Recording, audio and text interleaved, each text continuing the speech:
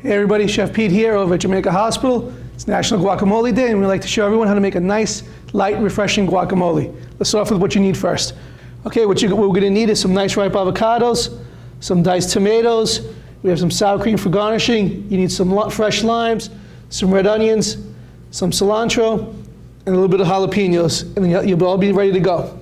Okay everybody, let's start off with the avocado. You have a nice ripe avocado. Now this is where you have to be careful. You're going to cut it from the top, go all the way around, and watch your hands.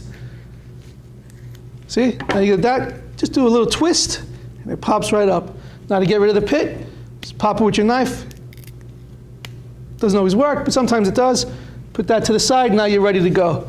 Now to get the avocado out, I like it chunky, so I'm just going to go right in with the spoon, just go right around. Nice. It will pop right out for you. Then you just go in with a little tomatoes, a little red onions, some fresh cilantro. I like a little jalapeno in it, and some lime juice.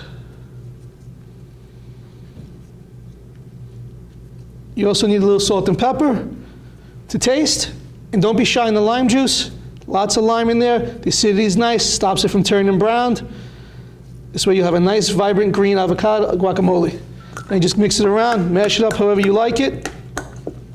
I like it chunky, so mine's going to be nice and chunky. And just keep going until you get to the texture you want.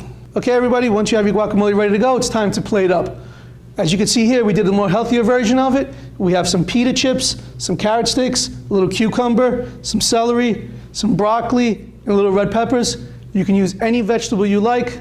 It's your dish, your guacamole, you make it your way. Now I'm going to show you how to finish it.